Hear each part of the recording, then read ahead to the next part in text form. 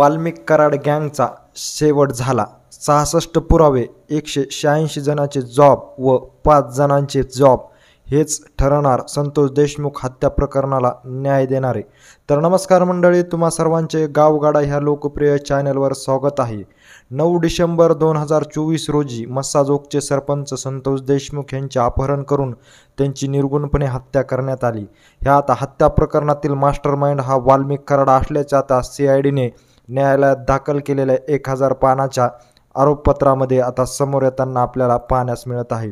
संतोष देशमुख हत्या प्रकरणातील मास्टरमाइंड हा वाल्मिक कराड असल्याचे आता स्पष्ट झालेले आहे.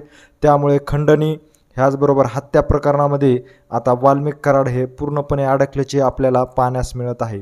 CIDकडून मिळालेल्या 66 पुरावे देखील आता CIDने आपल्या आरोपपत्रातून न्यायालयात दाखल केल्याचे आपल्याला पाहण्यास मिळत आहे.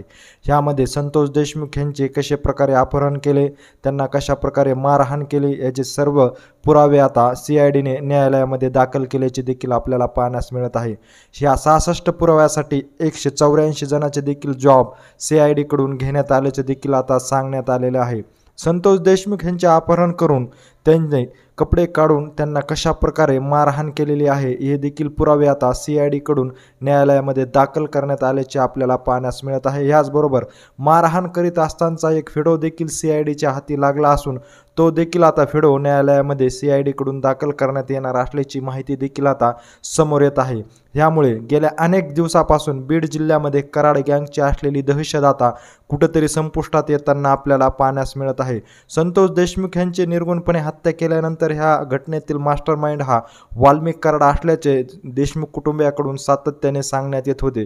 ह्याचबरोबर CIDच्या हाती देखील आता तशा प्रकारचे पुरावे लागल्यामुळे आता संतोष देशमुख हत्या प्रकरणातील मास्टरमाइंड हा वाल्मिक कराड असल्यामुळे आता वाल्मिक कराडची गँग कुठेतरी आता संपुष्टात येताना आपल्याला पाहण्यास मिळत आहे.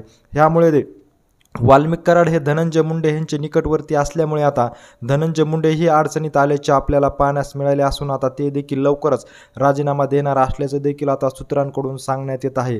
याचबरोबर संतोष देशमुख हत्या प्रकरणातील ह्या 8 आरोपींना खरंच फाशीची शिक्षा होणार का याकडे देखील आता सर्वांचंच लक्ष लागले असून संतोष देशमुख हत्या प्रकरणाला कशा प्रकारे न्याय मिळतो हे देखील पाहणं तितकंच महत्त्वाचं देखील ठरणार आहे. एकंदरीत ह्या सर्व घडामोडीविषयी नेमकं तुम्हाला काय वाटतं हे आम्हाला आमच्या कमेंट बॉक्समध्ये नक्की कळवा. आणि अशीच अपडेट जर तुम्हाला वेळोवेळी जाणून घ्यायची असेल आणि तुम्ही अजूनही आमच्या चॅनलला जर सबस्क्राईब केलं नसेल तर नक्की सबस्क्राईब करा. धन्यवाद.